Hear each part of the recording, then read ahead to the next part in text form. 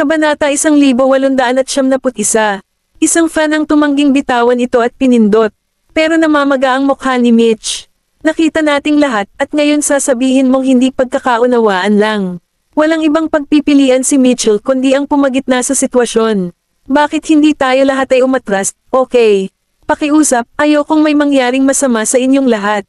Inilarawan niya ang kanyang sarili bilang isang maamo, mabait, at mapagpatawad na tao. Gaman ang loob ng kanyang mga tagahanga, ngunit kasabay nito, mas lalo nilang kinaiinisan si Daisy.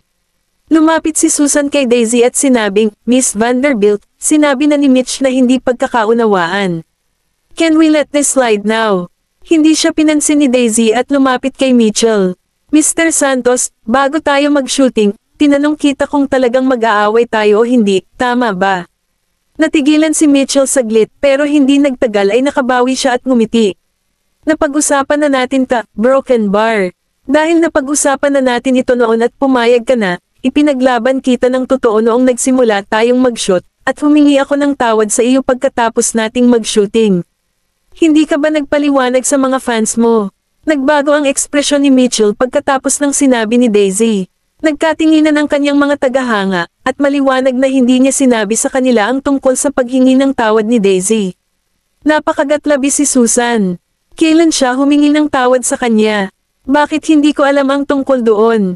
Hindi pwede. Hindi ko siya mapapaikot. Sa pag-iisip na iyon, sinabi ni Susan, sigurado ka bang humingi ka ng tawad kay Mitch, Miss Vanderbilt? Bakit wala ni isa sa amin sa crew ang nakakaalam nito?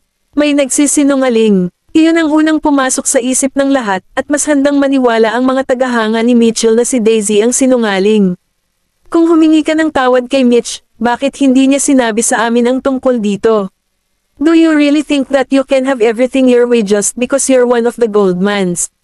Susan looked at Daisy with a triumphant smile.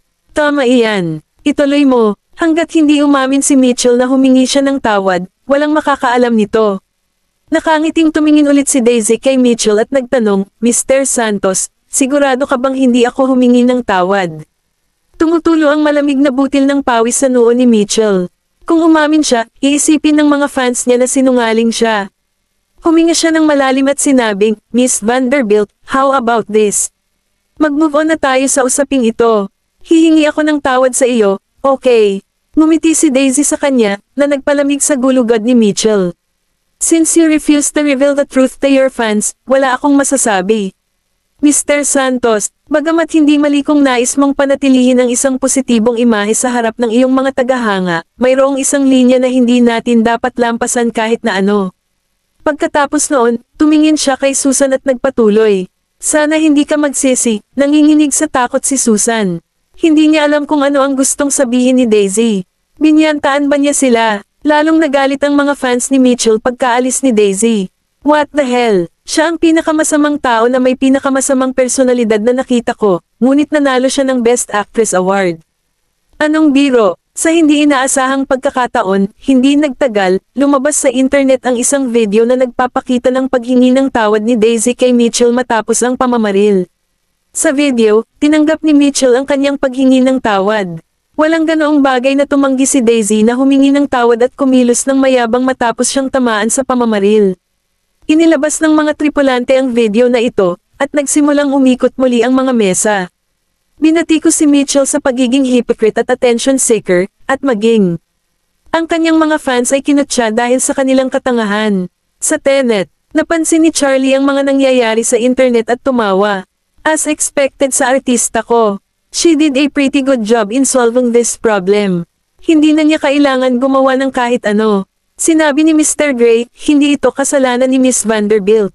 Nabalitaan ko sa assistant niya na hindi rin naging madali sa kanya si Mitchell nang sinaktan siya nito. At saka, hindi na siya huminto ng bamukol ang braso niya matapos niyang sinadya itong hampasin ng latigo. Kabanata 1872.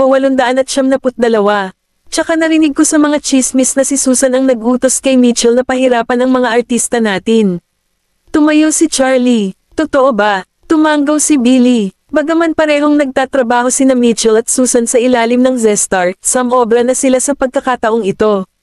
Malinaw kung gaano ka-ipokrito si Mitchell, batay sa katotohanan na tumanggi siyang aminin na humingi ng tawad si Daisy noon at gumawa ng anumang paliwanag habang pinapayagan ng kanyang mga tagahanga na salakayin siya. Kinasusuklaman ito ni Charlie nang may pagkahilig ang mga artista sa likod ng mga likuran ng ibang tao. Hindi man sila taga-Tenet, hindi siya basta-basta uupo at hahayaan na ay bully ng ibang artista ang kanyang mga artista. Mukhang kailangan kong mag-trip kay Zestar. Tahimik na umalis si Freya na nakatayo sa labas ng pinto. Pumunta siya sa emergency exit at tinawagan si Daisy. Tinanong ko si Mr. Gray na sabihin ito kay Mr. Johnson. Pupunta si Mr. Johnson sa Zestar ngayon. Nakakahiya na hindi ko na-record ang video ng walang hiyang mag-asawang iyon. Kung nai-record niya ang mga ito, sigurado siya na ito ay isang bagay na mayayanig ang buong internet. Tumawa si Daisy. Freya, hindi ko alam na napakasama mo pala. Pinatikim lang namin ang mag-asawang iyon ng sarili nilang gamot sa ginawa nila sa iyo. At saka, halos hindi mo naibigay sa kanya ang nararapat sa pamamagitan lamang ng paghampas sa kanya ng 2 beses. Tama si Freya, madali lang siyang sinampal ni Daisy ng 2 beses. Biglang may naalala si Daisy at sinabing, "Oh yeah, Freya. Please come to the Goldman Mansion with me after I finish with work." Natigilan si Freya, "Seryoso ka? Bumalik ka sa Goldman Mansion kasama siya." Sabi ni Daisy, "Matagal ka nang gustong makita ng nanay ko. Tsaka, I've promised her na ipapakilala kita sa kanya." Nilapit ni Freya ang labi niya at sinabing, "Daisy, pwede, broken bar can I say no?" Hindi siya natatakot na makilala si Maisie. Ayaw lang niyang makaharap si Colton. Dahil sa personalidad ni Colton, kapag nalaman niyang pinuntahan niya ang kanyang ina, tiyak na pagtatawanan niya ito. Naisip ni Daisy na natatakot siyang makilala ang kanyang ina, kaya sinabi niya, "Huwag kang mag-alala. Mabuting tao ang nanay ko. Hindi yan ang problema, Daisy." Hindi alam ni Freya kung paano ipapaliwanag kay Daisy, kaya sabi niya, "Broken bar, hindi ko pa naihahanda ang sarili ko. Please give me some more time."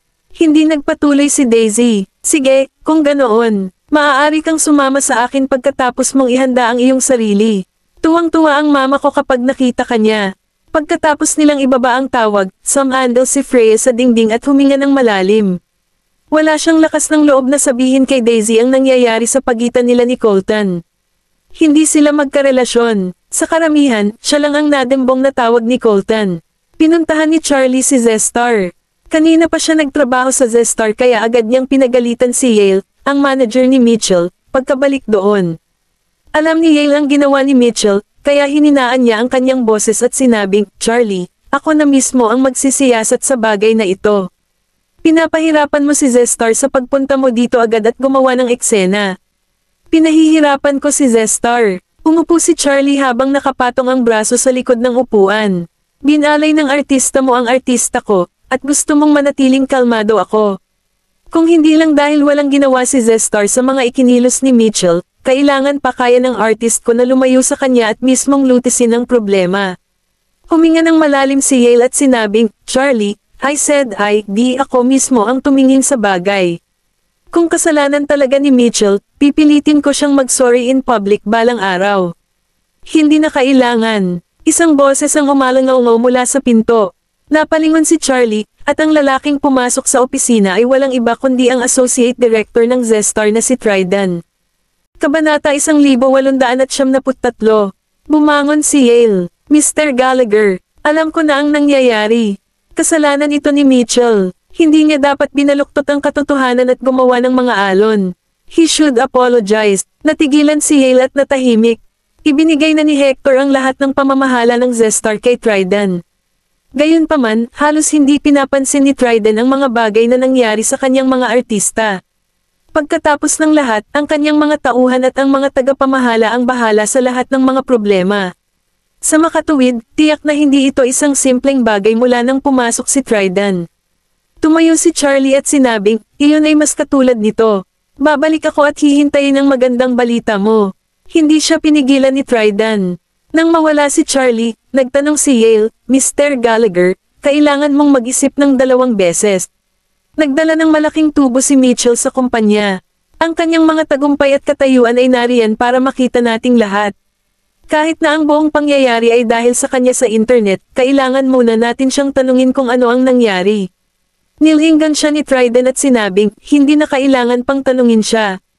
Nasa Tenet Media ang lahat ng ebidensya para sa mga bagay na ginawa ni Mitchell. Kung tumanggi siyang humakbang at humingi ng tawad, hindi na siya makakatagal pa sa entertainment industry.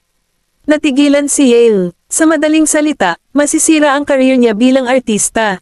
Hindi inaasahan ni Yale na magiging seryoso ito. May overboard ba talaga si Mitchell? Lumingon si Trident at huminto sa harap ng pinto. Isa ba si Susan sa mga artista natin? Napatigil si Yale sa pag-iisip at sumagot, oo. Isa siyang B-list artist, at ang manager niya ay si Shwani. Papuntahin mo si Shwani sa office ko. Pagkatapos niyang magsalita ay umalis siya ng opisina nang hindi lumilingon. May isang itim na sasakyan sa hindi kalayuan sa Zestar. Si Knowles ay nakaupo sa backseat at nagbabasa ng isang dokumento sa kanyang kamay. Pumasok si Edison sa kotse at sinabing, Sir, ipinaalam ko na kay Mr. Gallagher mula sa Zestar. By the way, hindi ka ba nag-aalala na gagawin ni Zestar ang lahat para ipagtanggol si Mitchell? Itinaas ni Knowles ang kanyang mga talukap at kinuha ang lahat ng mga dokumento. Si Mitchell ay isang A-list artist sa Zestar. Kung gusto talaga ni Zestar na mag-effort para ipagtanggol siya, syempre, magagawa nila iyon. But they have to make a trade-off.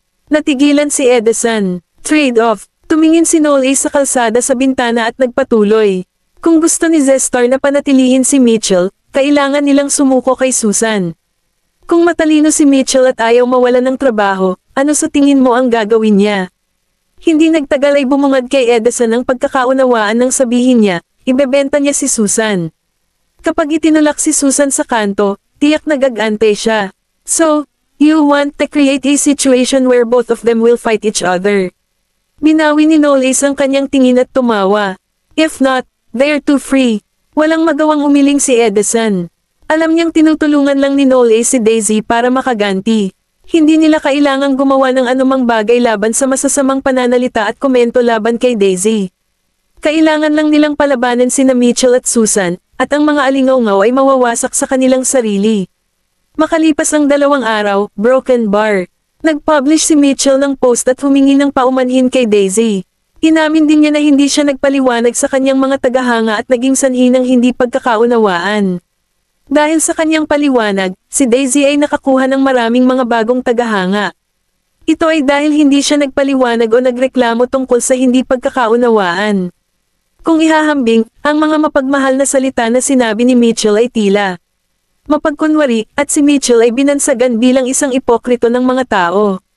Walang shooting ngayon si Daisy kaya niyaya niya si Freya na mananghalian sa isang restaurant. I didn't expect Mitchell to apologize so soon, sabi ni Daisy sabay sip-sip ng tubig. Alam naman ni Freya kung bakit agad magsusorry si Mitchell, but she just chuckled. Baka may tumulong sayo, curious din si Daisy. Hindi ko alam na maaapektuhan din ni Charlie ang desisyon ni Zestar. Hindi umimik si Freya. Sinabihan siya ni Knowles na huwag sabihin kay Daisy na siya ang tumulong sa kanya. Nag-aalala kasi siya na baka hindi ito magustuhan ni Daisy kapag nalaman niyang nakialam siya. Kabanata 1894. Gusto ni Daisy na umasa sa sarili sa entertainment industry. Hindi man lang niya pinayagan ang kanyang pamilya na tulungan siya. Yo, what a coincidence! Boses ni James ang umalangaw-ngaw mula sa likuran. Natigilan si Daisy at napalingon. Anong ginagawa mo dito? Kahit na tinakpan ni James ang kanyang mukha ng buo ng salaming pang-araw at isang maskara sa mukha, ang kanyang matingkad na damit ay naibenta pa rin sa kanya malalaman ng mga tao na siya iyon sa unang tingin. Hinubad niya ang sunglasses at face mask, kumuha ng upuan, at umupo. Well, parang ang hilig talaga ng tadhana ang pagsamasamahin tayo. Nanatili ang titig niya kay Freya habang nagsasalita, at hindi komportable si Freya. Sumulyap si Daisy sa kanya at sinabing, nandito ka ba para iwasan ako ng pagkain? I clicked his tongue and said matter-of-factly, of course, I'm here to bum meals of you.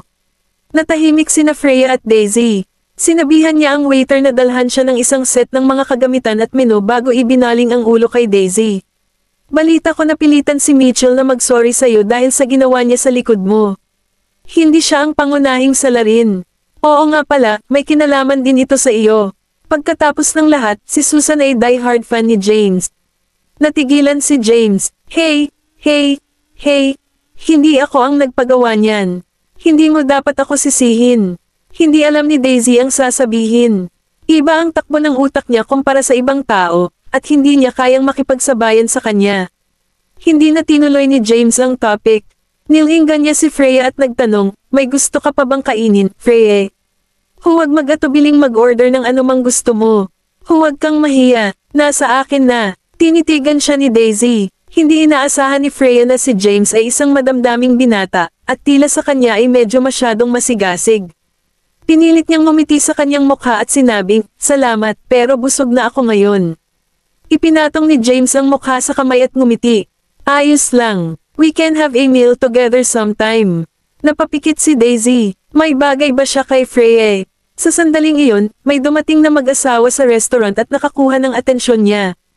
Ang lalaki ay walang iba kundi ang kanyang kapatid na si Colton, ngunit hindi niya nakita ang babae sa tabi niya. Sinundan ng tingin ni Freya at natigilan. Ang babae sa tabi ni Colton ay hindi ang uri ng babae na hindi mahahanap na kaakit-akit sa una. Sa halip, siya ang uri ng babae na mapagtanto na madali sa mga mata sa paglipas ng panahon. Siya ay kaaya-aya sa mata, at kapag tumitingin ang isa sa kanya, mas makikita nilang maganda siya. Siya ay may banayad na disposisyon, at maliwanag na nagmula siya sa isang prestihiyosong pamilya. Nang eye-cross ang mga tingin ni Freya kay Colton, inilayo niya ang kanyang ulo, at isang surge of disappointment ang bumalat sa kanya. Huminto si Colton sa harap ng table nila, at doon lang bumalik sa katinoan si Daisy. She forced a smile on her face and said, nagkataon lang, Colton. Mataray niyang sagot habang sinusulyapan si Freya. Nagkataon lang talaga. Napayuko si Freya para uminom ng tubig at hindi umimik na tinanong ni Daisy, Colton, sino ito? Hindi umimik si Colton, at ngumiti ang babae. Ikaw dapat si Daisy, diba? Ikinagagalak kitang makilala. Ako si Giselle Peterson, kaibigan ni Mr. Goldman. Pakiramdam ni James ay narinig niya ang pangalan kung saan. Saglit niyang hinanap ang kanyang memorya at sinabing, ikaw ba si Giselle Peterson, ang ballet dancer? Si Giselle ay anak ni Gordon Peterson, ang CEO ng Cloud Capital Inc. sa Houston City. Salamat sa NOLA na makukuha ng Cloud Capital Inc. ang proyekto sa Hydra Lake East District. Sa makatuwid, pinapanatili nila ang isang magandang relasyon sa negosyo sa Black Gold. Si Giselle ay isang ballet dancer. Nag-aral siya sa ibang bansa at kamakailan lang ay nakauwi. Kilala ni James si Giselle dahil narinig niyang may nagbanggit ng pangalan niya nang sumunod siya sa kanyang ama sa isang handaan sa Houston City. Noon lang nakita ni Giselle si James. Ngumiti ito sa kanya at sinabing, ikaw si James Telha. Kilala mo ba ako? Kabanata 1875. Ikinaway ni James ang kanyang kamay. Hindi, ngayon ko lang narinig ang pangalan mo. Pero parang kilala mo ako. Nakangiting sagot ni Giselle, well, I'm pretty into the entertainment industry also, and you're rather popular, Mr. Tell. Nag-click si James sa kanyang dila at hindi na nagsalita pa. Ipinapalagay niyang nakilala siya nito dahil sa kanyang mga iskandalo, ngunit hindi niya ito pinansin.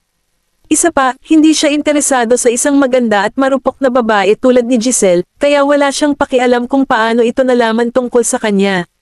Nilinggan ni Giselle ang kanyang ulo para tingnan si Colton at malumanay na nagtanong, Mr. Goldman, hindi ba tayo kakain?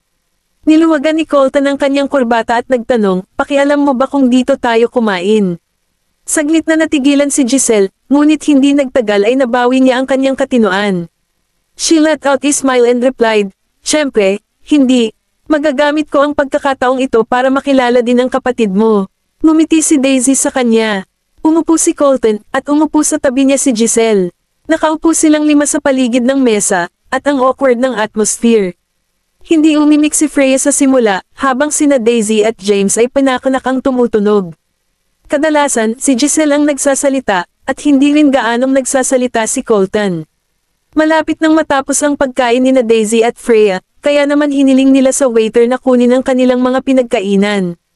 Nang ihain na ang mga bagong ulam ay hindi na ito ginalaw ni Freya, habang si Daisy naman ay kumakain lamang ng prutas. Sa sandaling iyon, kumuha si James ng isang piraso ng prutas at inilagay sa plato ni Freya. Walang ekspresyong tumingin si Colton kay Freya. Napalingon si Freya kay James at sinabing, salamat. Nakangiting sabi ni James, you're welcome. Nang makita ni Giselle ang kanilang interaksyon, napangiti siya. Mr. Tell, girlfriend mo ba siya? Natigilan si Freya. Bago pa siya makapagsalita, Tumawa si James at sinabing, I think you should ask Daisy that question. Binato niya ang tanong kay Daisy. Ibinaba ni Daisy ang tinidor at sumagot, best friend ko si Freya, at single pa rin siya. Madilim ang mukha ni Colton, ngunit walang nakapansin dito. Itinaas niya ang kanyang mga talukap para tingnan si Freya at malungkot na sinabi, sa tingin ko ay maaari kayong maging isang mabuting mag-asawa. Mariing idiniin ni Freya ang kanyang mga labi. Ngumisi si James at sinabing, talaga. Well, you two could make a good couple too, Mr. Goldman. Tinitigan siya ni Colton ngunit hindi ito sumagot. Gayunpaman, namula ang mukha ni Giselle sa kahihiyan. Parang sineseryoso niya ang mga sinabi ni James. Ibinaba ni Freya ang kanyang ulo. Hindi niya alam kung bakit pero nakaramdam siya ng hilo ngayon. Kinuha niya ang wallet niya at tumayo. Busog na ako, kaya babalik muna ako. Tumalikod na siya at umalis. Nang susundan na sana siya ni Daisy ay pinigilan siya ni James. Ibabalik ko siya. Nandito ang kapatid mo. Huwag mag-alala. I assure you I'll escort her back to her home safely. Hindi siya pinigilan ni Daisy. Bagamat minsan ay medyo hindi mapagkakatiwalaan si James, alam niyang hindi siya ang uri ng lalaki na sasamantalahin ng ibang babae pagkatapos na makasama siya sa nakalipas na 3 taon. Hindi naman kasi siya playboy na mahilig manligaw sa ibang babae. Sa mata ng ibang tao, isa lang siyang hindi pinipigilang, loser. Pagkaalis ni James, tumingin si Colton sa bakanteng espasyo, at naging malamig ang kanyang tingin. Pagkaraan ng ilang minuto, lumingon si Colton at sinabing, may iba pa akong dapat asikasuhin.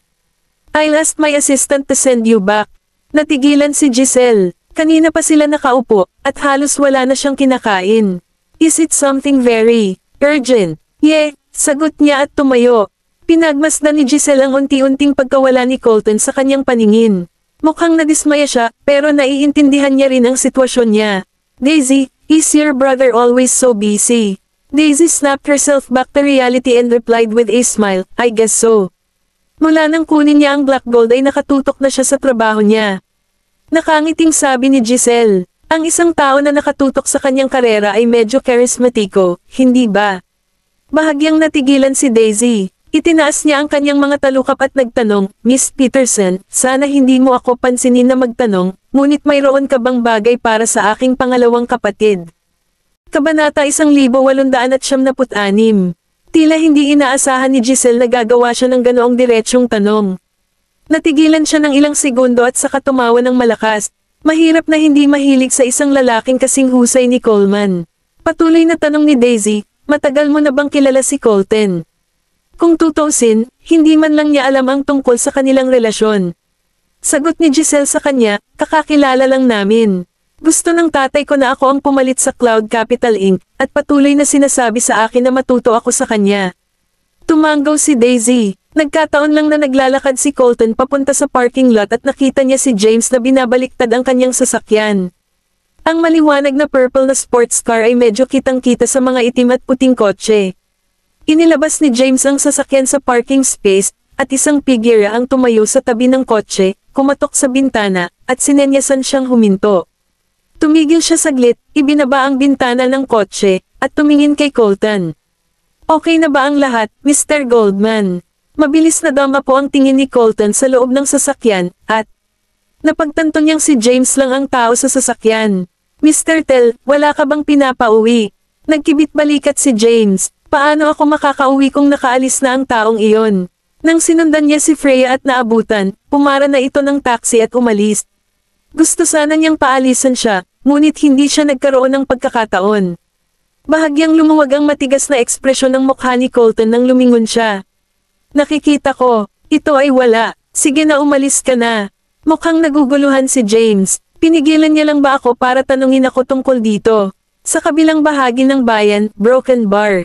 Dumating si Freya sa hotel at humingi sa receptionist ng 2 pirasong papel at konting pandikit.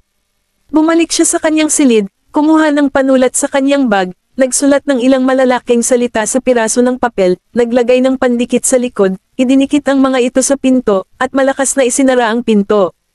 Pagkatapos mag-impake ng bagahe, bumalik siya sa kwarto at binuksan ang laptop para maghanap ng mauupahang apartment.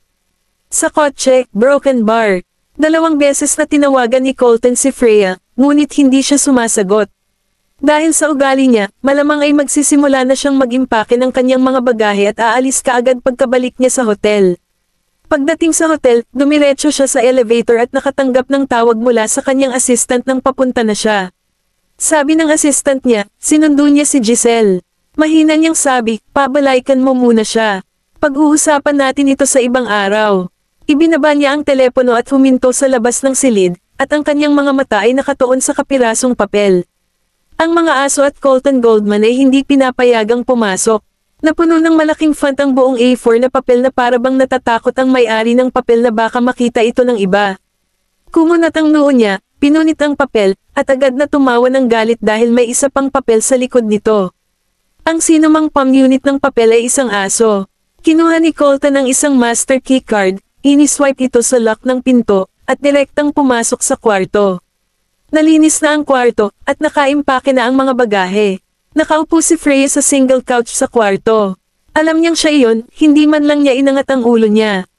Nakatutok ang mga mata niya sa screen ng laptop, at hindi siya umimik. Inihagis niya ang mga piraso ng papel sa mesa. Ikaw ba ang sumulat nito? Medyo walang pakialam si Freya. Huwag kang magtanong na alam mo na ang sagot. Huminto si Colton sa kanyang harapan, itinukod ang kanyang mga kamay sa mga braso ng sopa, at yumuko para tingnan siya. Inihambing mo lang ba ako sa aso? Hindi pa rin siya tumitingin. Paano may kukumpara sa iyo ang anumang aso? Anumang aso ay mananalo sa paghahambing ng hindi kinakailangang maglagay ng anumang pagsisikap. Tinitigan siya nito. Ano ang mali? Sinasabi mo ba sa akin na nagseselos ka? Tumigil siya saglit sa paggalaw, isinara ang takip ng laptop, at itinaas ang ulo. Bakit naman ako magseselos? Pinahirapan mo ako ng sapat na buhay, kaya bakit hindi ko maipahayag ang aking kawalang kasiyahan tungkol doon? Pagkasabi niya noon ay tinabi niya ito, tumayo, at ipinasok ang laptop sa bag niya. Hindi ako mananatili dito ng libre. Babayaran kita ng room fee. Napakunot ang mga kilay ni Colton, at nagmamadali siyang lumapit at hinawakan ang kanyang palso. Parang sinabi ko na hindi ka aalis dito bago pa ako magsawa sa'yo. Lumingon sa kanya si Freya at ngumisi pagkaraan ng mahabang panahon. Gusto mo mag-hotel ako palagi, so may balak ka bang maging sugar daddy ko? Anong bargaining chip ang kailangan mong hilingin yan? Masyadong matalim ang tingin niya. Parang hiniwa ng kutsilyo ang kamay niya, ngunit hindi gaanong malalim ang hiwa nito, at paulit-ulit niyang sinundot ang sugat, na naging dahilan upang ito ay makati at masakit. Kabanata 1897. Lumingon si Freya at hinarap si Colton. Hindi ba isang bargaining chip ang niloloko mo? I dare you to stop touching me from now onward. Kumunat ang noo ni Colton at tumawa. So, ganyan ba ang tingin mo sa sarili mo? Hindi ko naisip na maging sugar daddy niya. Kung ganoon nga ang kaso, bakit ko imumungkahi na kunin siya bilang kanyang personal assistant na si Daisy? Gayunpaman, sa kanya, sa kaibuturan ko, ang ginawa ko sa kanya ay isang paraan lamang para makabawi siya sa pagtulog sa akin at wala nang iba pa. Inalis ni Freya ang kamay niya. Ganoon ba kahalaga sa iyo ang pagtingin ko sa sarili ko? Then may I know how you see me as a person. Napakagatlabi si Colton. Saglit na natigil ang kapaligiran sa silid, at nagkusa siyang umatras at lamambat sa kanyang saloobin. Nakahanap ka na ba ng matitirhan? Nagulat si Freya, at may bakas ng hinala ang bumungad sa kanyang mga mata. Paano siya naging easygoing ngayon?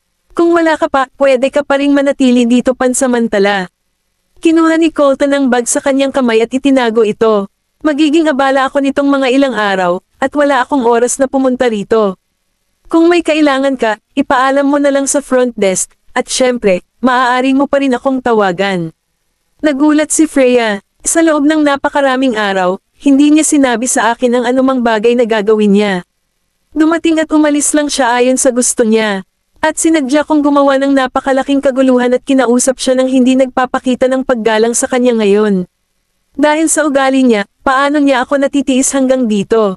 Tsaka, broken bar, huminto siya ng ilang segundo at saka tumitig sa kaluluwa ni Freya. Huwag kang masyadong lumapit kay James. Hindi niya nagustuhan ang tingin ni James sa kanya. Tila hayagang sinisikap niyang agawin ang babae sa kanya, at nakaramdam siya ng inis. Si Freya ay wala sa isip at hindi kumibo. Makalipas ang 2 araw, broken bar. Ang pagtatalo sa pagitan ni Mitchell at Susan ay kumalat na parang apoy sa internet, at pareho silang ganap na nagkalaban sa isa't isa. Iminungkahi ni Susan sa kanyang Instagram account na si Mitchell. Matagal na siyang pinagnanasaan, ilang beses na siyang niligawan, at nag-upload din ng mga screenshot ng mga hindi maliwanag at malalanding mensahe na ipinadala sa kanya ni Mitchell. Noong una ay binansagan ng publiko si Mitchell bilang isang ipokrito, ngunit ngayon, tuluyan nang nasira ang kanyang pampublikong imahe dahil sa kasaysayan ng pag-uusap na inilathala ni Susan. Siya ay nawala ng higit sa 300,000 mga tagasunod sa lahat ng kanyang mga social media account sa magdamag. Ang paglipat ni Susan ay nagulat kay Mitchell, ngunit hindi siya handa na madaig at sumuko. Dahil dito, inilantad niya kaagad ang mga bahagi ng history ng chat nila ni Susan. Maraming beses nang naglipat ng pera si Mitchell kay Susan, at lahat sila ay sumama sa kabuoang $75,000 mula simula hanggang wakas, at bukas kamay na tinanggap ni Susan ang kanyang pera. Sa kasaysayan ng pag-uusap, tila nakakapuri ang tono ni Susan habang nakikipag-chat siya kay Mitchell. Ang dalawa ay gumawa ng maraming kaguluhan sa internet. Ang kanilang mga tagahanga ay mas matindi sa lalamunan ng isa't isa kaysa noong ang insidente ni Daisy ay nasa tuktok nito noon. Biglang bumagsak ang imahe ni na Susan at Mitchell mula sa langit patungo sa impyerno sa magdamag. Marahil ang dalawa ay nakakuha ng masyadong maraming opinyon ng publiko sa crew, na nakaapekto sa proseso ng paggawa ng pelikula. Bukod pa riyan at ang pressure na dinadala ni na Susan at Mitchell sa lahat ng nakapaligid sa kanila, kinailangan ng direktor na mag-cut. Ibaba ang lahat ng eksena ng male lead at bigyan ng mas maraming eksena si James. Sa Tenet, sa administrative office, Broken Bar. Ang chairman at si Knowles ay humihigop ng tsaa sa opisina. Mr. Knowles, matagal ka na sa amin. Wala ka bang planong isa publiko ang balita? Maliban sa chairman, Mr. Gray, at Daisy, walang sinuman sa ahensya ang nakakaalam na si Knowles ay naging isa sa mga shareholder ng Tenet. Sa mata ng mga Tagaloob, isa pa rin siyang misteryosong figura. Kinuha ni Knowles ang teacup at tinanggal ang tibag. Hindi na kailangang isa publiko. I'll just stay behind the scenes. Napatingin sa kanya ang chairman. Mr. Knowles, sa totoo lang, lagi kong gustong magtanong. Bakit ka nag-invest sa kumpanya namin? Matagal na siyang nasa Baseburg, at hindi pa niya narinig o nakilala ang gayong tao. Kaya, masasabi niyang si Knowles ay hindi mula sa paligid ng lungsod. Ngunit nakikita niya na si Knowles ay may pambihirang pagkakakilanlan at katayuan dahil nakapag-invest siya ng napakaraming pera ng walang pag-aalinlangan. Mayaman man siya o mula sa isang maharlika. Pamilya, dahan-daang uminom ng tsaa si Knowles at bahagyang inangat ang tingin. Dahil sa fiancé ko. Kabanata 1878. Nagulat si chairman. At ang fiancé mo. Tumawa si Knowles. Iisa lang ang best actress ni Tenet. Nagulat ang chairman na si Daisy iyon. Umalis si Knowles sa administrative office at dumiretso sa studio, kung saan naroon ngayon si Daisy. Ang studio ay may dressing room, powder room, at photo studio. May mga magazine at poster na nakadisplay sa mga bookshelf, na lahat ay mga portrait at personal na panayam ni Daisy. James, can you be a little more serious? Boses ni Daisy ang nanggaling sa loob ng studio. Huminto siya sa pintuan at sinilip ang salamin at ang mga tassel na kurtina. Nakaupo si Daisy sa couch at may hawak na script sa kamay na naka-cross legs. Humajijik ang lalaking nakaupo sa tapat niya at sinabing, huwag kang masyadong mag-alala. May ilang araw pa tayo, di ba? Kaya huwag kang mag-alala, magiging pamilyar ako dito para sigurado. Hindi ako naniniwala sa kalokohan mo. Hindi siya naging maaasahan simula nang magsimula kaming mag-film. Nagtaas ng ulo si James. Oy, bakit wala si Freya ngayon? Diretsyong tanong ni Daisy sa kanya, are you trying to court her? Napakamot siya sa pisngi. Medyo, hindi gagana yan. Hindi kayo bagay ni Freya sa isa't isa. Why don't we suit each other? Naging seryoso ang tono ni James. Hindi ba ako sapat na gwapo para sa kanya? Pinagmasdan siya ni Daisy mula ulo hanggang paa at mahinang ngumuso. Kung hitsura ang gusto mong pag-usapan, mas gwapo sa'yo ang panganay kong kapatid, pangalawang kapatid, at fiancé ko. Nabulunan si James. Isang malakas na tawa ang nagmula sa labas ng pinto. Nagulat si Daisy at biglang bumangon mula sa kanyang sopa. Knowles, napalingon si James. Hindi ko pa nakita ang lalaki sa pintuan. Isa kaya siya sa mga bagong artista. Damn, mas gwapo talaga siya kaysa sa akin. Napasandal si Knowles sa pinto at nagbigay ng mahinang ngiti. Am I bothering you? No. Natakot si Daisy na baka hindi niya maintindihan ang mga ito, kaya dumiretso ito sa kanya at nagpaliwanag, nagpa-practice kami ng script. Nakaamoy ng malansa si James at hinimas ang kanyang baba. Daisy, sino siya? Tumayo si Daisy sa harapan niya habang nakaakbay ang mga braso. Hindi mo man lang nakikita ngayon. Bahagyang lumukat ang mga labi ni Noles pataas, at ang kanyang tingin ay banayad habang nakapulupot ang kanyang mga braso sa kanyang baywang. I'm her fiancé. Nalaglag ang panga ni James sa gulat. May fiancé talaga siya. Bakit hindi ko pa siya nakita dati? Ipinaliwanag niya, masyado siyang maganda, at ayaw kong makita ninyo siya. Natigilan si James, hindi ba ito masyadong mapang-abuso sa isang single na tulad ko? Tumikim siya at winigayway ang kamay. Tumanggi akong abusuhin ang lahat ng lovely-dovey statement mo. I'll take my leave muna. Pagkaalis ni James, ibinagsak ni Daisy ang sarili sa mga braso ni Noles. Ano ang tagal mo? Bumaba ang tingin ni Noles sa kayakap niya at tumawa. Natatakot ako na baka maging busy ka. Pinunasan niya ng palad ang pisngi nito. At saka, nasa peak ka na ng career mo ngayon. Kung ako, para hanapin ka ng lantaran at kukunan tayo ng media, makakaapekto ito sa iyong career big time, hindi ba? Nanlamig siya sa kinatatayuan niya at tinitigan siya. Matagal nang nasa Baseburg si Noles. Kahit na siya ay naging isa sa mga shareholder ng Tenet, siya ay nagpapanatili ng mababang profile at karaniwang hindi nagpapakita sa publiko. At sa buong panahon na ito, ilang beses ko palang siyang nakilala. Ikala ko kasi busy siya. Gayunpaman, lumalabas na nag-aalala siya na maapektuhan ang career ko. Lumapit sa kanya si Noles na may paus na boses. Huwag mo akong tignan ng ganyan. Medyo nalilito siya. Bakit? Panay ang tingin niya sa maselang iskarlata nitong labi. If you continue staring at me like that, I will kiss you. Nilapit ni Daisy ang mukha niya at nagkusa na halikan siya sa labi. Natigilan siya ng ilang segundo, pinasadahan ng hinlalaki niya ang labi nito, at ngumisi. Napaka-unreserved mo iyan. Ibinaba niya ang kanyang ulo. By the way, saan ka ba nagstay all this time? Napapikit si Noles. Ano ang mali? Bakit nagtatanong? Bulong niya, nagtatanong lang ako. Napangiti siya. Ihahatid na kita doon kapag handa na ako, nagtatakang tanong ni Daisy. Ano ang pinaghahandaan mo? Kabanata 1879. Samandal si Noles sa tenga niya, kiniliti siya ng hininga nito, at namula ang oracle nito. Malalaman mo sa loob ng ilang araw. Hindi nagtagal si Noles bago umalis. Ilang araw na silang hindi nagkita, ngunit tila hindi siya nagpakita ng pag-aatubili na umalis at mabilis na umalis. Iyon ang nagparamdam kay Daisy na walang laman. Pagkabalik ni Freya, inulit ni Daisy ang sinabi ni Noles sa kanya at hiniling kay Freya na suriin ito. Baka hindi na ako gusto ni Noles. Dahil ba nagsisimula ng maglaho ang nararamdaman niya para sa akin? Humigop ng kape si Freya at hindi napigil ang tumawa. Daisy Vanderbilt, you've really been charmed to death. Nabulunan siya sa sarili niyang mga salita. No, I haven't. Nilapag ni Freya ang kape. Huwag mong ipagkait. Malinaw na si Noles ang mangingisda sa relasyong ito, at ikaw ang isda. Ang tadhana mo na lang ang kainin niya. Si Noles ay talagang napakahusay sa panliligaw, at ang susi nito ay ang malayang mapalawig at mabawi ang panliligaw ng isang tao. Sa madaling salita, ang playing hard to get ay palaging specialty niya. Kung magiging scumbag siya, tiyak na ituring siyang top playboy ni Yar Amor. Kapag nanligaw siya, alam niya ang kanya. Mga limitasyon at kung hanggang saan siya makakarating ng napakahusay. At kapag naakit niya ang ginang, sadyang iiwan niya itong nakabitin at aalisin ang sarili mula sa kanya upang panatilihing misteryoso ang mga bagay. Anong klaseng babae ang makakalaban yan? Maging si Daisy, na palaging hindi nakakabit sa iba, ay nabighani sa kanyang panlilinlang.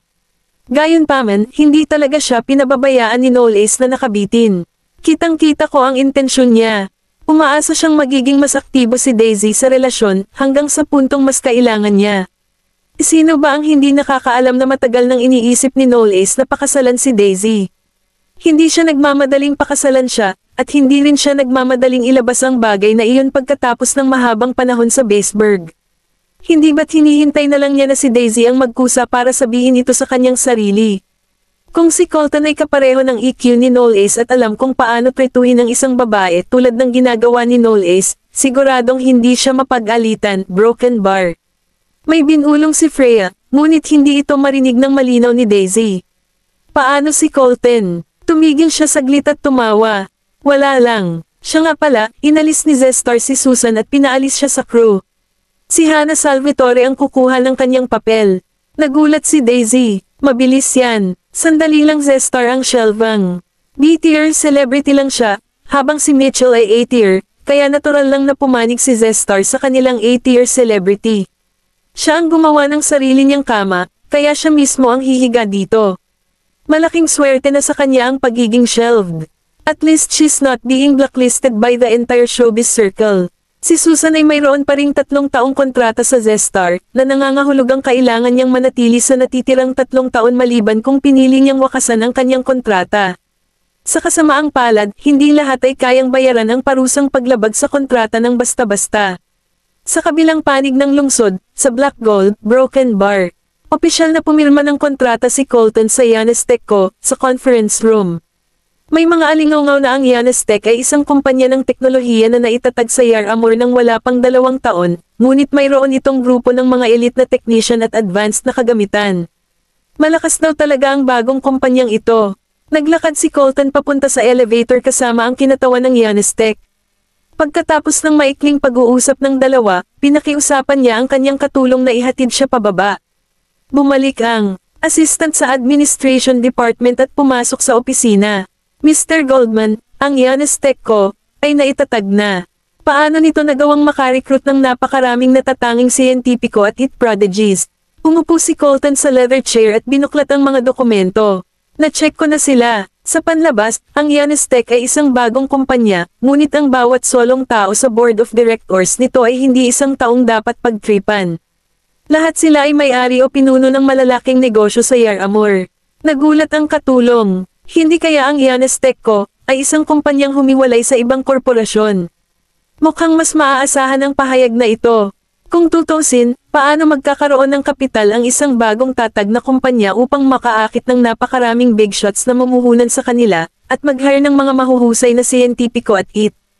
Inangat ni Colton ang kanyang tingin. Ito ay hindi isang paghihiwalay, ito ay isang bagong kumpanya.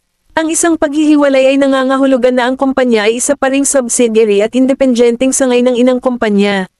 Ang isang bagong kumpanya ay ang pagtatatag ng isang bagong startup na hindi pag-aari ng inang kumpanya. Parehong magkaiba ang ibig sabihin. Kabanata 1,900. Ang pagkakaiba lang ng dalawa ay ang huli ay isang bagong kumpanya na sinimulan ng isang big shot sa pamamagitan ng paglalagay ng matibay na pundasyon sa isang bagong shell. Kaya't kapag ito ay inihambing sa isang bagong kumpanya na nagsisimula sa wala sa core nito, ang Yanestec ay hindi kailangang mag-isip ng labis. May pagdududa ang katulong. By the way, hindi pa natin alam kung sino ang founder ng Yanestec hanggang ngayon. Ang lalaking iyon ay pinananatiling isang palaisipan ng kanyang pagkakakilanlan, at hindi namin alam kung ito ay isang makulimlim na kumpanya. Maraming malalaking negosyo ang sinusuportahan ng Yanestec. Sa tingin mo ba may pagkakataon na ito ay isang makulimlim na kumpanya? Tinapik ni Colton ang kanyang mga daliri sa dokumento. Mukhang sinadya ng founder ng kumpanya ang kanyang pagkakakilanlan, ngunit hanggang kailan niya ito magagawa? Naramdaman ng katulong na may katuturan ito, kaya medyo napanatag siya. Nang lumakad siya papunta sa pinto at papalabas na sana ng opisina, bigla siyang pinigilan ni Colton. Teka! Lumingon siya at nagtanong, Mr. Goldman, may maitutulong pa ba ako sa iyo? Lumipat ang mga mata ni Colton sa magkatabi. Abangan ang anumang villa na ibinebenta sa Baseburg kamakailan. Tanong ng katulong, may balak ka bang bumili ng villa? Inangat ni Colton ang kanyang tingin ngunit hindi umimik kahit isang salita. Napagtanto ng katulong na tumawid siya sa isang linya at tumango. Hayaan mo na ako. Lumabas siya ng opisina, at pagkahinto niya sa harap ng elevator, nakita niya ang isang babaeng papalabas ng elevator. Si Giselle iyon. Biglang napagtanto ng assistant na siya pala ang nag-appointment 2 oras na ang nakakaraan. Magalang ito at tumanggaw sa kanya. Miss Peterson. Tumanggaw si Giselle at ngumiti rin sa kanya. Nasa loob ba si Mr. Goldman? Dinala siya ng assistant sa pintuan ng opisina, kumatok sa pinto, at humingi ng pahintulot ni Colton na makapasok. Nakangiting itinulak ni Giselle ang pinto. I hope you won't mind me bothering you.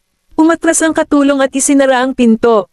Ibinaba ni Colton ang dokumento na may bahagyang magalang na saloobin.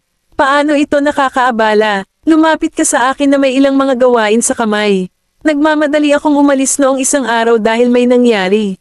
Ako dapat ang umaasa na hindi mo papansinin ang bastos na pagtrato. Bumaba ang tingin ni Giselle at nagpakawala ng ngiti. May aasikasuhin ka, kaya wala akong pakialam. Speaking of which, may gusto kang kausapin sa akin noong araw na iyon. Kilala niya si Giselle dahil ipinakilala siya ni Mr. Peterson sa kanya. Gusto niyang mamanahin ng kanyang anak ang Cloud Capital Inc., kaya hiniling niya kay Colton na bigyan si Giselle ng higit pang gabay sa larangan ng negosyo. Pumayag si Colton alang-alang sa ama. Bagamat siya ay isang ballet dancer bago ito, mayroon siyang kaunting mga insight sa larangan ng negosyo, kaya medyo sophisticado siya at hindi malapit sa pagiging rookie pagdating sa pakikipag-usap sa negosyo. Ito ay, hindi nakakagulat na gusto ni Mr. Peterson na sakupin niya ang Cloud Capital Inc. Niyaya niya itong kumain noong isang araw, at sinabing may kakausapin siya, at talagang bastos na iwan siya nitong mag-isa sa restaurant. Napangiti si Giselle. Actually, hindi naman big deal. Ako ang papalit sa Cloud Capital Inc., ngunit pagdating sa pamamahala ng isang kumpanya, nag-aalala ang aking ama na hindi ko ito mamaster. Kaya naman, gusto niyang manatili ako sa Black Gold ng ilang oras bilang intern. Pagkatapos niyang sabihin iyon, naglabas siya ng walang magawang ekspresyon. I originally wanted to discuss this matter with you the other day. Tumanggaw si Colton. Maaari kang pumunta sa kumpanya bukas at makipagkita kay Leonardo. Siya ang iyong direktang superior at gagabay sa iyo sa oras mo rito. But can't you guide me personally? Kumunat ang noo ni Colton at tinanggal ang takip ng panulat. Aagawin mo ang Cloud Capital Inc. sa hinaharap, kaya sa palagay ko hindi ako ang pinakaangkop na kandidato na magturo sa iyo tungkol sa pamamahala ng isang kumpanya. Tumawa siya ng malakas. Alam ko yan, pero Mr. Goldman, ang bagal mo talaga pagdating sa biro ha. Nandito lang ako para sa isang internship. Iyon ay hindi higit sa isang ordinaryong miyembro ng kawani, kaya kahit na ano, ang may-ari ng kumpanya ay hindi maaaring magturo sa akin ng mga bagay ng personal. Joke lang, pero si Coleman naman talaga. Hindi nakakagulat na sabihin nila na siya ay isang workaholic. Trabaho lang ang inaalala niya, at mas mahigpit siya kaysa sa kanyang ama, si Nolan Goldman, pagdating sa anumang bagay na may kaugnayan sa trabaho. Pero ipinapakita rin nito na seryosohin niya ang isang bagay, trabaho man o relasyon. Umalis si Giselle sa Black Gold, at hinihintay na siya ng driver sa entrance ng kumpanya. Sumakay siya sa kotse, kinuha ang kanyang cellphone, at tinawagan ang kanyang ama. Dad, nakilala ko na si Mr. Goldman at nakausap ko siya tungkol sa internship ko sa Black Gold. Pumayag naman siya.